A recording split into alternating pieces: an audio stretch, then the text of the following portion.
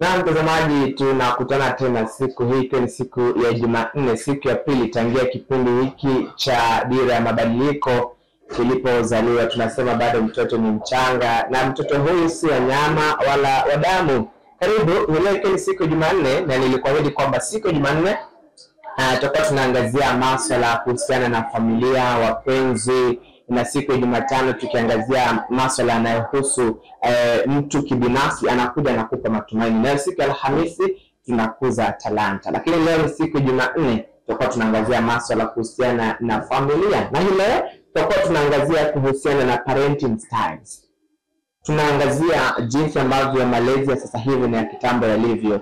Sasa hivi ni kama watoto wanadekezwa ukilinganisha na kitambo. Mtoto angefanya kitu angecharaza tena zaidi, lakini sasa hivi hata mtoto afanye makosa bado anaitwa kababa, anaitwa kamama.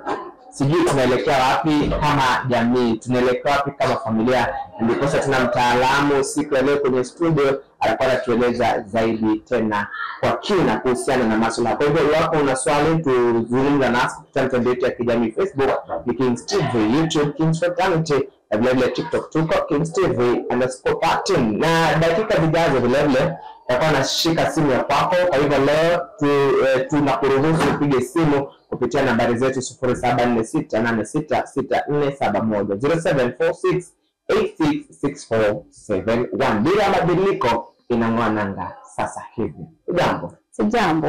Uko namna gani? Niko kabisa, niko fiti. Niko na kidosho mrembo tena zaidi. Karibu sana. Asante sana.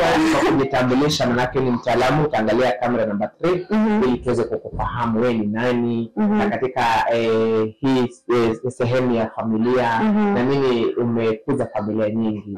Tunakuita vipi?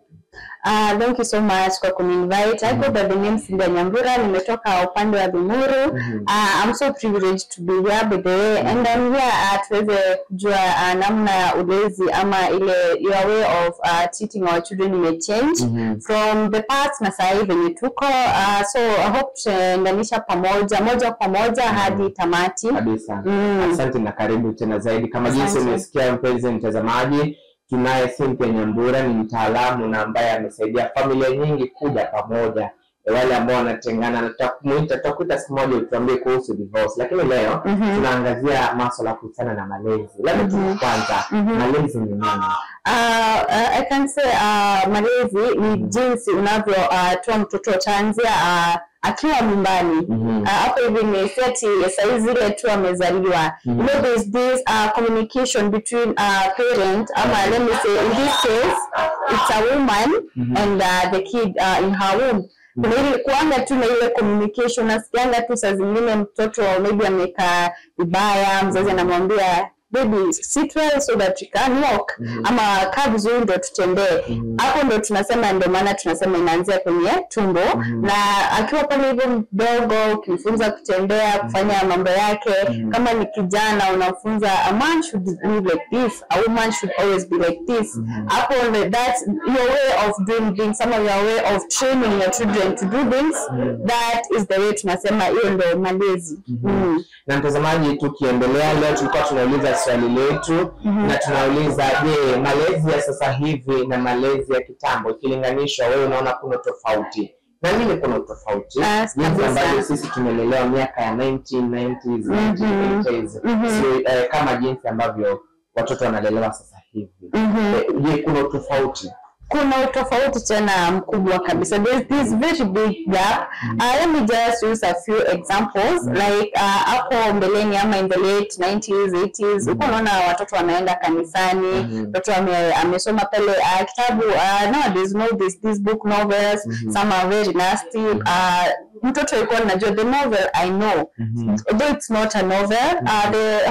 The book I know yenye tunasomanga ni Biblia. Na sasa kuna wasikizi wanajua novel, wanajua nasty novels, these are the novels. And again, the only internet they knew back then ni vitabu. But sasa unapata mtoto ako 1 year 2 years ako na simu na wewe maybe hadi ya 20s wewe ulizaliwa hapo mbeleni una simu kuna ile ya button na sasa hivi wanatumia the smartphones. Na again iko na tofauti sana ikikuja kwa mavazi, the way they communicate with their parents. Utasikia tu hata mtoto ametukana mzazi another word unashangaa mimi ndo mzazi ama mtoto ndo mzazi. Umegusia mahali mavazi. Kitambo kulikuwa kunavaliwa aje, sasa hivi wanavaa vipi? Ningetaka kusema these are professions zenye they believe nguo inafaa kuanzia hapa and that hiyo tupingi kabisa. But unapata nowadays wasichana walikuwa nafahamika msichana aliye kwenye njia sahihi nguo isipite juu ya magoti.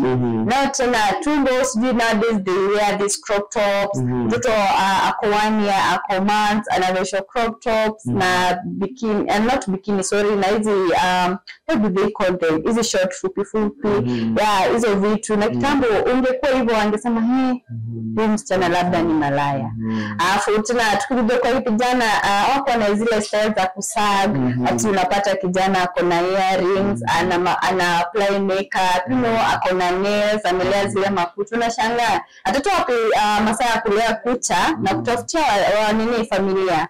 Sasa yani kuna utofauti. Kwa hivyo ina maana kwamba ni wazazi wameanguka kwa njia moja kulea watoto au ni vipi? Tunalaumu nani sasa? Si ati tunalaumu nani, tunalaumu wazazi kwanzia, but again we are going with the generation. And again tutasema tu ni venye tu sahi tuna as Africans, you know Africans kitambo walikuwa na their way of doing things. Sahi tunafuata the white people. White people wakiamua tutakuwa tunatembea kwa streets na bikini and this is my fashion. Tunapata tu Africa are trying to do what the whites are doing, of which is not good. As sisi kuna ile mila na desturi zetu, but not everywhere. Like you see, like the Muslims, they still follow their way, but nowadays unapata tu wanatoka, but unapata tu they still follow their way. The Masai wanafuata tu zile za leso and stuff. And again, kuna hizi bado zenye tutapinga ni mila venye tu nimesema, kuna wale tu wanafunanga tu leso. There's this beautiful mila na desturi yao, people they call the Zuri girls. Those unapatanga jua vangi and we are not against that, but again we say we are just copying.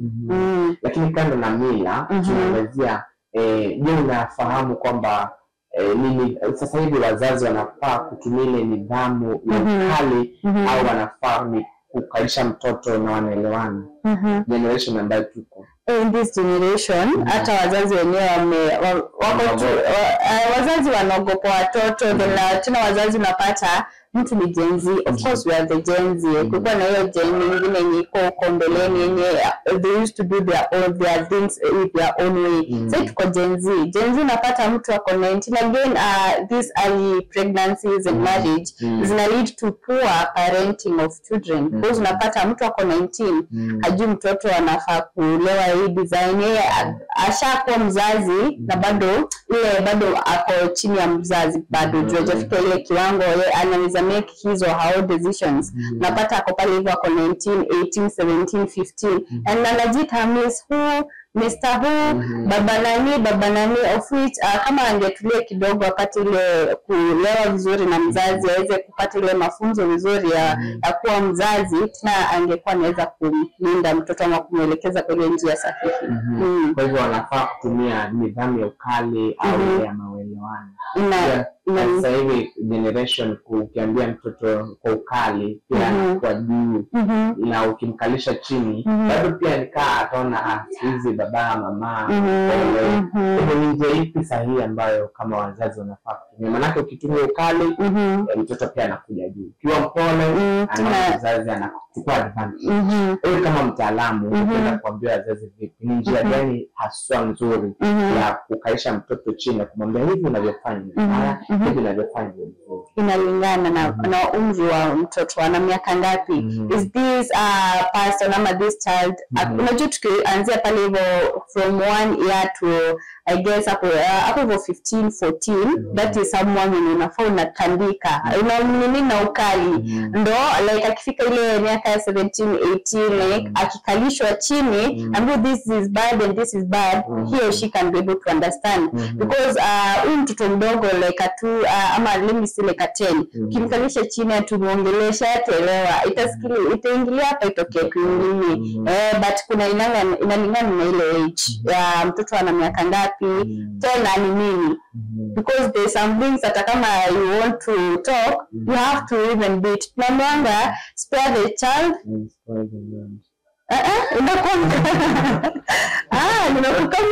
nimekukamata inakwanga nasemanga spare the child ama sijui spare the child nasema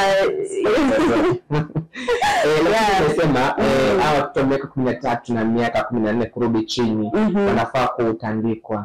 Kumbuka generation hii ni wale ambao wanaitwa kababa mama unafanya nini unavuta bangi kababa hapana acha umefanya hivi hapana kababa tutawasaidia watu kama hao ndio wanaharibu watoto manake mtoto anapofika miaka 20 25 sasa anajua amini nilibekezwa nikiwa mtoto. Again, just say as I said hapo mbeleni if mtoto most of the gens unapata mtu ako na 4 kids he or she is 21 22 yani anataka ile azae mapema ndo apate masaa ya kwenda raha apate ile like I just have kids I have my own generation what else am I gonna do just go party acha watoto wakae na nani again ingekuwa hapo mbeleni wazazi hapo mbeleni lakini bado wazazi hapo mbeleni wanafanya kazi yao so people are going with the generation there's no way tunaweza wa change unless mwenye akuambiwa kisikiza hapa ataweza kuelewa mwenye akuambiwa hapo nje like this is bad sasa si masaa ya kuita mtoto kama mkadadi because ile njia ni mbaya utamdekeza sasa hivi then pale hivi atakuja kuwa kilio kwako kumbuka mtoto akiteseka pia kama mzazi unateseka haribu jina la jamii na jamii na familia tena kuna wazazi ambao like vile tu nimekwambia generation wanazaa haraka hata kwa parents haraka ndio wapate ile nafasi ya kupati and all that that's not the best because kama ulikuwa unataka kufanya hizo vitu zote ungefanya ukifika ile unajua tena tunaambiwa miaka siku uko na miaka mingi sikumaanisha upstairs pia unapelekana na miaka yako kuna mwenye tu ako 23 but thinking miaka 18 unge party then bado ukuje uweze kuzaa watoto ndio uweze kuwalinda ile njia sahihi. Na mtazamaji kwa kukumbusha tu ni kwamba kwenye studio nina mgeni Cynthia Nyambura na ambaye ni mtaalamu kwenye masuala ya familia na tunazungumzia kuhusu malezi ya watoto au kwa lugha kimombo wanasema parenting styles. Yaani tunalinganisha jinsi ambavyo watoto saa hizi kwenye generation ambayo tuko wanalelewa na jinsi sisi tulilelewa. Nakwambia sisi tulilelewa yani mpaka ungesikia baba anakuja nyumbani unalala mapema. Ungesikia mama ati umekosea kidogo unalala usiku mapema. Lakini sisi watoto ni kama wamepewa uhuru. Na ndipo tunauliza hivi kwenye swali letu la siku ya leo ambao utakuwa unachangia dakika zijazo, tunauliza je, malezi ya sasa hivi ukiyalinganisha sasa hivi na ya kitambo kuna tofauti gani? Kuna tofauti mkubwa? Basi zungumza nami kupitia mtandao wetu wa kijamii Facebook Kings TV, YouTube Kings Fraternity na vile vile TikTok Kings TV. Na je, ni wazazi wanakosea ama ni wao hawajibiki kwenye kazi yao ya ulezi? Nirejee kwako Cynthia. Labda utuambie ni mtindo wa malezi wa kuwapa uhuru watoto. Yaani kuna yule mzazi anapea mtoto uhuru wa kufanya chochote. Ina faida au inaleta tu hasara? Inaleta hasara. Lakini tuna hapo kwenye tulikwambia inalingana na miaka. Hivi naambia you can give a 10 years old girl ama boy freedom to do anything, freedom to have tena unajua mtoto wa miaka 3 ana simu ni high school na tena hiyo ni ukikuwa na ile na nidhamu yani ndio utaweza kupata ile simu. Kama ni mtundu tu naambia umemaliza tafuta kazi basi na kajibaye simu sisi tumefanya yetu na wewe ufanye kwa maana hapa hivyo umefikisha miaka 18 hivi wengine uko unapata mtu amemaliza form 4 na miaka 20 sasa hiyo anamaliza hata na 16 kucheka. Unashangaa huyu mtoto mdogo yuenda wapi? Miaka 2 nje atajipata shakuwa mzazi na ana tena hadi kitambulisho, unaona? Kwa hivyo ni hasara tu. Haina faida. Maana huyu mtoto ajui mengi, kitu tu ataenda atapatana na marafiki. Au marafiki watamwambia ukifanya hivi na hivi ndio njia sahihi. Tena mzazi kama mpe uhuru wa kufanya kitu chochote, basi pia ataweza kumkosa mzazi wake heshima. Like hata nikifanya hivi she do nothing, you gonna do nothing. Hata unapata sahihi matumizi ya dawa za kulevya, hizo vitu zote zimekuwa mingi kwa watoto wachanga. Na labda wewe kama mtaalamu, na mimi kuna wazazi ambao wanakuletea watoto, unashughulikia aje yale masuala ya tabia ngumu au wale wakaidi kwa watoto? Unaweza je kuwashughulikia? Inalingana, like this parent ameleta mtoto wake with what. Of course I'm a counselor, so like kuna tu mtoto like maybe tena hapo ndo tunasema njia ya kumuongelesha mtoto wako. Hata kama tunasema kuna ile umri wa kwenda kupiga mtoto, kuna ile umri wa kwenda kumpe tu mawaidha afuate. Tena nawe ukiwa pale hivyo mtoto akiletwa kama ni mdogo, unamkalisha chini, unamwambia hizi vitu zote utazifanya na ukachoka. Kama ni kutumia dawa za kulevya utazitumia na utachoka, hazina faida. Ukiangalia tu watu wakienda kununua ile pakiti ya sigara, na hapo wanaambia tu ukitumia utakuwa na inaitwaje cancer, liver cancer and stuff. Unakutuna kabisa mtoto vizuri. Kama ni mtoto wa kutandikwa, basi utapata hiyo fursa ya mtoto na mzazi, na huyu mtoto anataka tu kichapo. Labda tu nikukate, maana tunaarifia tuende mapumziko mafupi, lakini nitakuwa narejea na swali hilo ili uweze kuendelea. Mtazamaji, endelea kuzungumza nasi kupitia mtandao yetu yote ya kijamii. Sasa nikirejea nitakuwa nashika simu ya kwako ili uweze kutupa maoni yako. Tunauliza, je, malezi sasa hivi na ya kitambo una tofauti gani? Zungumza nasi, tuende mapumziko, tunarejea baada ya mdoso kombe. Usiondoke. Petans Technical College is a technical college that trains hands-on skills to ensure you become experts in technical courses such as cosmetology, interior and event decor, fashion and design industry. We ensure you have the latest digital skills in the IT industry. We produce competent journalists and media personnel ready for the job market. Travel the world through our certified assistant caregiver course. Visit us at Kiambu Petans Plaza and in all our branches. Call us today on 0707 490 390.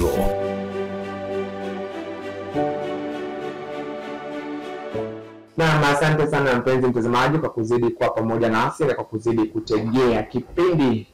Tunasema kipindi ni kipya, yani mtoto bado amezaliwa, ndio siku ya pili tangia kipindi cha Dira ya Mabadiliko kuja hewani hapa ndani ya Kings TV. Na hii leo tunakuwa tunazungumzia masuala ya familia na wapenzi, na tuna mtaalamu ndani ya studio anafahamika kama Cynthia Nyambura. Na tumerejea, na kama jinsi nilivyokuwa nimekuarifu hapo awali ni kwamba nitakuwa nashika simu ya kwako kupitia nambari zetu ni 0746 866 471 0746866471. Na swali letu la siku ya leo tunauliza, je, malezi ya sasa hivi na ya kitambo kuna tofauti gani? Sijui hapo tuna simu tayari.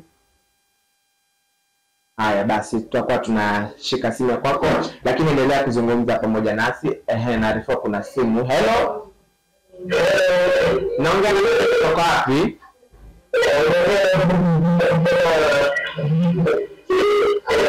Tunaongea na nani? Habari David. Uko mahali uko salama?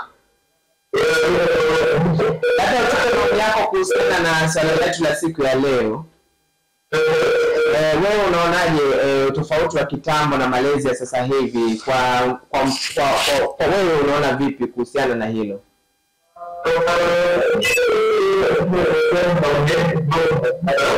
Eti nini?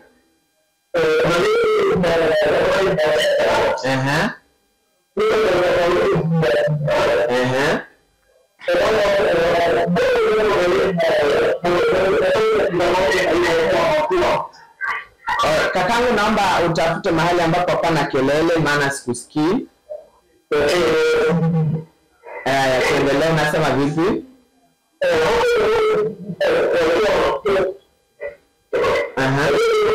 Nakusikia.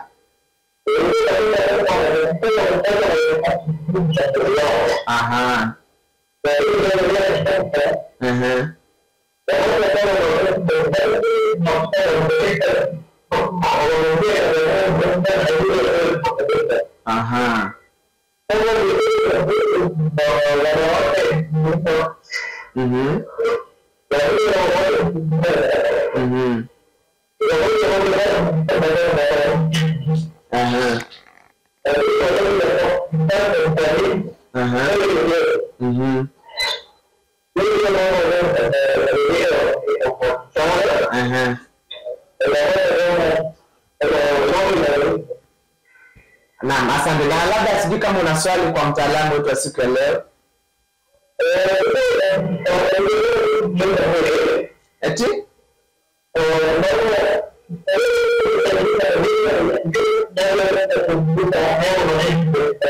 Asante. Shukrani. Asante. Huyo ni msikilizaji wetu na mtazamaji kutoka, sijasikia ni kutoka wapi, lakini anafahamika kama David. Na amesema kuna tofauti mkubwa, lakini tumekuwa na tashwishi manake hatujamsikia vizuri sana. Lakini nimeweza kumuelewa. Anasema kwa wazazi wa zamani walikuwa pale hivyo hapo anadekeza watoto sana. But amesema kwa wazazi wa siku hizi mambo mtoto akikosea anamwambia kabla usifanye hivi tena. Kama hivi si vizuri. Anasema hapo ndo nimesikia ameweza kusema kuna ule utofauti. Kuna mtu hapa anasema anaitwa Mama Jasi kutoka Kiambu. Mimi mtoto wangu nilijaribu kumuongelesha, nilijaribu kufanya jinsi ambavyo mzazi anaweza, lakini ilishindikana. Mtoto anarudi nyumbani wakati anataka, nisaidieni. Ana umri wa miaka ngapi? Hajataja umri, lakini anasema yeye amejaribu kuzungumzia, lakini kama ni mtu mkubwa, ni mtu ile teenager ama maana anasema huwa anaingia nyumbani wakati anataka. Ningetaka nifahamu kama ni wa kike ama ni mwanaume. Tena mtoto kiume si mtu wa kufungiwa. Hata kama kuna ile masharti unaambia usiingie ikifika saa 3 basi unafaa kwa nyumbani. Sitaki kuleta usilete watoto wasichana kwenye nyumba yangu kama hujafikisha ile umri wa kuoana. Ningetaka tu angeweza kuniambia kama mtoto wa kike ama wa kiume. Ingawa ni wa kike basi anafaa amkazie ile yenye wanasema amekazwa. Kuna mtoto ambaye alikuwa ameletwa kwangu, marafiki wake walikuwa wajihisi pia aziko na mifugo. Maana alikuwa amefungiwa sana hadi ako ile curiosity kuni nini huko nje, acha niende niangalie. Maana alipoonja mambo ya dunia basi akawa kichwa ngumu. Tena si vizuri tena kumfungia mtoto sana, kwa maana atakuwa very curious. Huyo she can be very curious. What is this thing that anafungia nisiende kufanya huko nje? Tena pale hivyo tumeni adarata sikia mtu anasikianga akiwa high. I just want to be high every time. Unaona watoto wanaendanga bash, wanaendanga hizi road trips and stuff. I want to go and try. But ningetaka niambia umri gani, but kama teenager tena mtandike vipasavyo. Kama ni teenager. Hata just ground that person. Mwambie hakuna kutoka nyumbani. Kama nikitaka kitu mwenyewe nitendea. Hello Pips. Hello Pips TV. Tunaongea na nani kutoka wapi?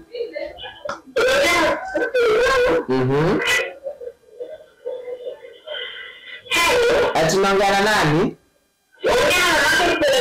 Mama Petreva. Haya, leo tunazungumzia kuhusiana na malezi. Wewe ni mzazi, naamini kuna tofauti gani ya kulea watoto pale kitambo na sasa hivi?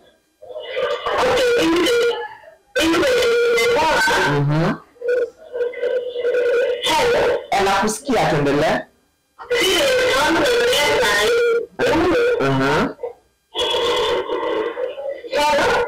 Ongea tu, nakusikia.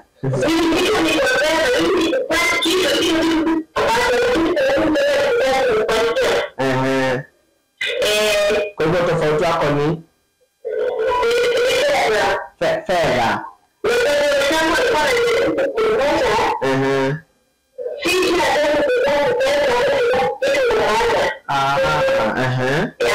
Na sijui kama una swali kwa mtaalamu wetu siku ya leo.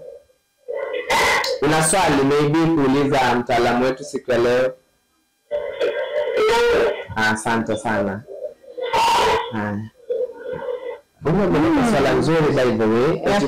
Pale kitambo ungeitisha mzazi pesa angekwambia hana. Na kwa sababu unajua ako nayo. Lakini kwa sasa hivi generation ambayo tuko, mtoto akiitisha mzazi pesa anamwambia enda akachukua kwenye wardrobe. Hadi mtoto sasa anajua penye pesa huwa zinawekwa. Hapo tutasaidiaje wazazi? Then tunapata watoto wa siku hizi they are so spoiled. I remember this celeb, sitamtaja kwa jina, na mtoto alikuja akamwambia mama, nguo zangu zimekuwa ndogo. Yaani anatolewa kitita cha pesa. Yaani hata ajui ni pesa ngapi anampatia tu, na hizi pesa ndio ataenda atumie kwa drugs. Ende kani kijana adanganye wasichana pale hivyo nje, because anajua even if I ask for 10,000 my mom can able to provide that kind of money of which nazenda ni display nifanye anything with that money. That's a very good thing ameleta. Na tena mzazi kitambo yuko unapatanga like ukitupa pale hivyo penseli kwa shuleni mjipange wiki mzima. Mzazi akisema penseli ni ya wiki 2 ukitupa na siku ya kwanza hizo siku zingine unajipanga. Hapo ndio unapata mtoto ni mdogo but akili yake iko sharp. But nowadays you see someone like he or she doesn't care because my mom has money. Anajua. Na wanafaa kuonyesha watoto that this money it's not ours, it's mine. Tafuta ikifika siku yako na kupea masomo, ikifika siku yako tafuta yako. Kama nakumbuka watoto tulikuwa tunaambiwa sasa wakati wa kutazama TV, somo nunue yako. Hata sisi watoto wananunulia TV na nje huko. Ati kwa bedroom I have my own television, my room and my own Wi-Fi. I don't have to share my Wi-Fi with any other person. Ndio tukiangazia masuala haya ya hawa single parents. Na mimi kuna ugumu na kuna wale ambao wamepata. Wanakuwa na ugumu gani wanapolea watoto wakiwa peke yao? For example, I will say it's a single woman ama a single man. Unapatana pale a single woman, hardship haikuangi sana kumlea mtoto wa kike, ni kumlea mtoto wa kiume. Sababu this as the child is growing as a man, lazima kuwe na ile guard mwenye ni mwanaume mwenye ataweza kumwambia a man should do this. Au anajui a lot about men, so like atamlea tu kama mzazi wa mwanamke. Lakini unapatanga hapo hivyo ndio unapatanga kijana pale hivyo hata ananga confidence, ananga courage, ndio amezoea kulelewa na mzazi wa mama. Unapata pale hivyo pia watoto wote wawili wana ile challenge because hadi shule unapata like mwalimu anauliza how is your dad, like go nichoree picha mamako babako. Sasa your siblings na mimi maybe sina mother and they don't have a father. Unapata kuna ile hardship anauliza why don't I have a father, yani inaletanga ile trauma. Unapata mtu akiwa mkubwa hata kifamilia because anaonanga tu if I get a family itaenda kubreak and unapatanga kuna kuanga si kwa mzazi peke yake pia kwa watoto wenye like it wasn't their problem ama haikuwa ni wao walitaka but ni hizo ni mashida za kifamilia. Na ndio maana ni who urge those single parents, no matter what you did with this man, no matter what this woman did to you, just co-parent. Mtoto ajue I have a father, I can talk to my dad, I can talk to my mom. Na labda tutakuta siku moja tuzungumzie kuhusiana na hilo la single parents. Maana siku hizo wamekuwa wengi sana. Wengi tena sana. Na labda tu kwa kuuliza wewe sasa kama mzazi, umepitia hayo magumu yote ya ulezi wa watoto na handle vipi? Nimepitia of course. I'm a mother of the day, I'm a mother of 3 but then 2 who are adopted, so I'm a mother of 5. Yeah. Wow. Una watatu ni wako la nika-adapt because wale tu wawili ni mapacha wenye nili-adapt because their mom and dad died, so ngona tu watoto watendana and then niko na ile uwezo wa kuwalea. So I get this, I have teenagers, niko na watoto wadogo, so kunapatanga kuna ile stage wakifika ya adolescence tena nayo inakuwa ngumu kwa handle. But kitu moja nakwambia kama makosa ya kutandika, tandika mtoto lakini zitasema ukaua mtoto. Maana kuna wale wazazi wanaenda to an extent they kill their children in hiyo kwa hiyo njia ya kudiscipline. And again kama ni wa kuongelesha mkalishe chini. Mwambie this is what life imefanya. Hata tumia examples na ile ikishindikana na tena nje ya watu walisao kabisa kupeleka watoto kwa babu zao, nyanya zao, pale hivyo ataweza kupata ile knowledge. Unajua nyanya yake ama babu yake ana ile knowledge ya kitambo, ataweza kuongelesha. Kuna wengi tasikizi ukienda Nairobi watoto hawajui shagoni wanashtuka wapate ile kuongeleshwa na babu yao, nyanya zao, ndio waweze pia get that knowledge from the past. Hii itawasaidia sana. Naam.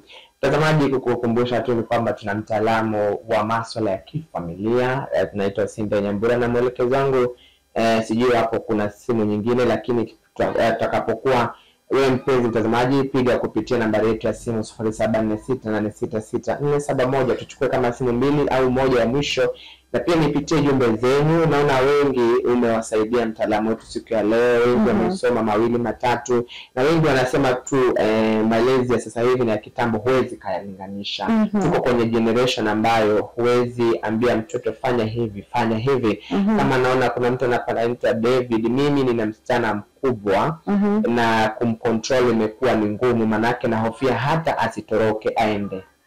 Pia kuna wazazi wanaogopa mtoto pia kutoroka. Unajua kuna wale wanachukua ile hatua. Hello Kings TV. Habari yako? Naongea na nani kutoka wapi? Mama Yvonne. Uko salama? Sasa hivi leo tunazungumzia kuhusiana na malezi ya sasa hivi na ya kitambo. Kuna tofauti?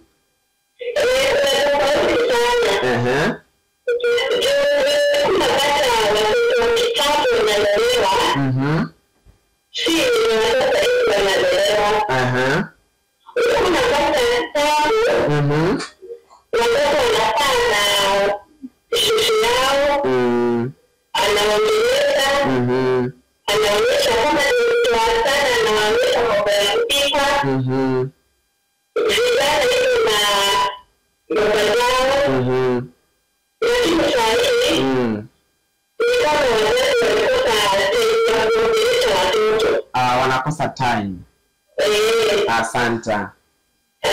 Haya, shukrani. Haya, mpenzi mtazamaji, mimi leo nimesema Pips FM. Nimezoea sana kushika simu upande ule mwingine wa redio, lakini rafi tuko kwenye Kings TV. Kwa hiyo kuna mahali amesema tukimalizia labda manake muda unatupa kisogo, wazazi wanakosa time na watoto wao. Mzazi anapoamka asubuhi, ameenda kazini maybe 5, atarejea jioni, na unajua siku hizi wazazi wengi wako na wale wajakazi wa kufanya kazi nyumbani. Anarejea labda mtoto ashafanya homework, amelala, hapati tena na mtoto wake.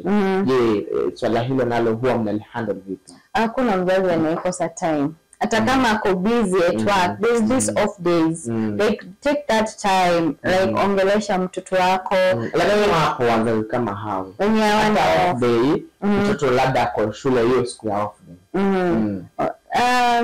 Hapo huko ngumu kidogo, but kitu moja ukiamka asubuhi before uende kazini, si amini kuna mzazi ati akiamka tuseme 5 anatoka hiyo 5 anaenda kazini tena kurejea sijui ni saa 4 saa 5. Unaweza kuwa unatoka hiyo mapema unarudi mapema, unapata kama amefanya homework, amekula, amepewa food, nini amefanya homework yake, chukua hiyo time before alale, muongeleshe. Maana yake tuna wajakazi huwezi waamini kabisa 100% kwa 100 na watoto wako. Wengine tu wanawapooza, wanawatupa, yani they just tell them things that they are not helping them. Unapata mtu na mimi, see your mom is like this, you see life is supposed to be like this, wewe kuna fikiza mzazi, no, just do you, your mom is always busy, you have freedom, vitu kama zile. Na again unapatanga kuna hizi holidays, hata kama uko kazi, hizi uko kazi January to December, jamani, kuna ile wakati tu utapewa off. Kuna ile kama wewe ni mama pia kuna ile maternity, kama ni baba tena hamwezi kuwa tini wote mna time the same. Wewe nakuja hii masaa mnakuja pamoja, wewe nakuja akitoka hii na wewe unatoka hii, na kama hapo ndo tunasema pia mzazi wa kiume pia nafaa kuingilia kwenye malezi, usiachie tu mzazi wa kike. Asante. Labda tu tukimalizia neno lako la mwisho kwa wazazi, tunakwambia vipi tunapomalizia? Ningetaka kuambia kitu ya mwisho ni kwa kumbuka this is your fruit that you brought and you are so happy kwa pale hivyo gender review, kwa pale hivyo unasherehekea tu mtoto amekuja, utamuita hivi na hivi. Kumbuka kuzaa si kazi, kazi ni kulea mtoto. Najifahamika kama Single Nyambura, tutaweza kupatana wakati mwingine pia. Na hope ume learn something, hope you've learned something from Kings TV. Thank you so much.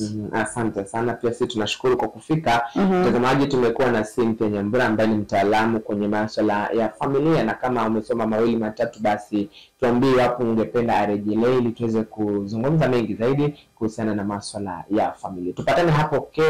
Tupatane hapo kesho majaliwa, usiku Alhamisi. Unazidi kutazama runinga ya Kings. Kipindi kimekuwa ni Dira ya Mabadiliko, na kutakia usiku mwanana. Mimi nafahamu kama Pins. Karibu. Kwa heri.